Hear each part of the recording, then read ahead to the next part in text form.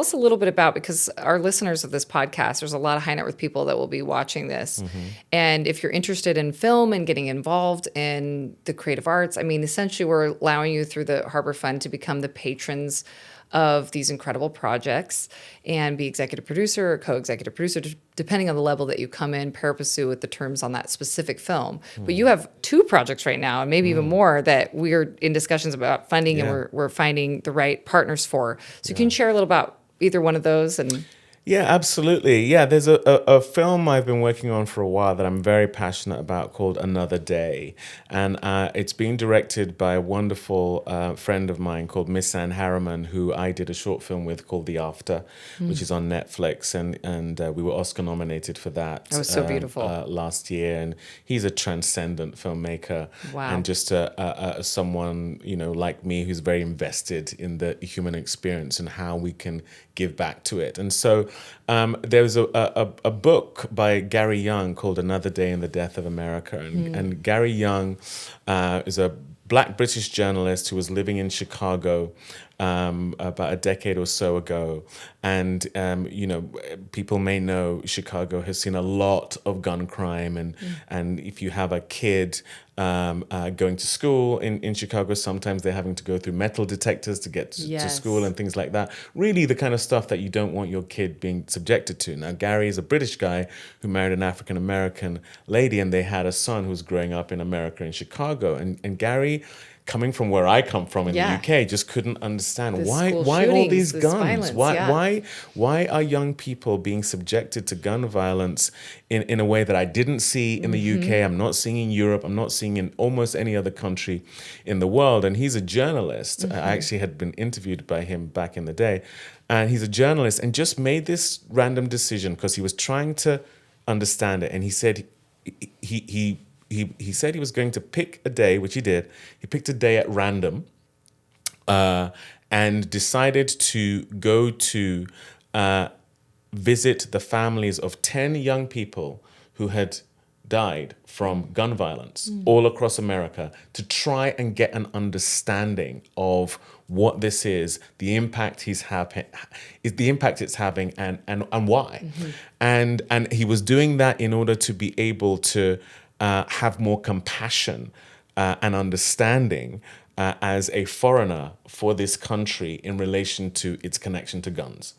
And so he went and visited all of these parents, all of these family members. And the beautiful thing about the book and what we've tried to capture in the film is he thought he was going to chart and capture how these young kids and young people died, but what he ended up capturing was how they lived. And in capturing how they lived, he gained compassion and real passion for the fact of an understanding for why some people feel the need to have firearms, but how so much of it is avoidable, like just having a place to lock that gun or just having education around it. His thing was there should be no guns. Right. But what he found is that there's just very little education as to how to handle them, very little knowledge as to why this is happening again and again and again. And the film kind of charts his ability to come back to his son and not be so steeped in fear, but to have a renewed faith in the human condition and these faceless kids and families who are being subjected to this. And it kind of gave him and his wife a peace, despite all of the dysfunction that is allowing for so much gun violence in this country. So it's kind of a fish out of water story.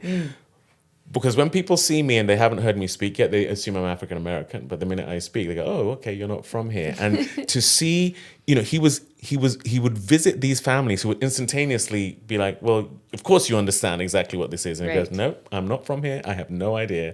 And so it's a way for the audience to kind of understand what America is, where America is, and where America could possibly go in relation to this problem that we really have, that I'm sure every parent also, no matter which side of Yeah. the fence you're on Right. about guns, you're like, no one wants that happening to their kid. So that's a film called Another Day. And then there's another film that I'm doing called Eulogy to a Fighter, which is about an over-the-hill boxer who is really struggling with gambling addiction. And he is estranged from his younger brother, who was also a boxer. And he did something to his younger brother when they were younger that he cannot forgive himself for. He was meant to babysit his younger brother's son, and he's so addicted to gambling, he left for the casino. His nephew ends up walking out into the street and almost gets hit by a car, and his brother can't forgive him. His brother's marriage ends up dissolving as a result of it, and this causes an even further downward spiral for this boxer.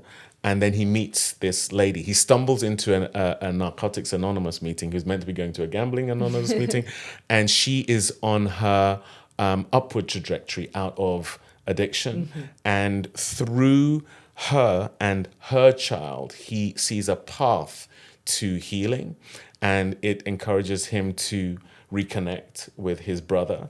But whilst in the midst of that, he's tied up with loan sharks, who he's in this, cycle of gambling and then borrowing and gambling and borrowing. And so it's all kind of caught up with him. And so in the film, he has a choice to make as to whether he's going to love himself enough in order to heal, yes. or go for that one last fight, and what might be the result of that. So that's a really beautiful redemptive story set in a beloved genre that is boxing. But I feel both of those films, to me, it's exactly what I said about, yes. I truly believe the light shines brightest in the darkness. And those are the stories I want to tell, because I'm not just looking to preach to the choir. I think all of us, if we've lived long enough, know what struggle looks like. But, I think we're all sort of also grasping for hope.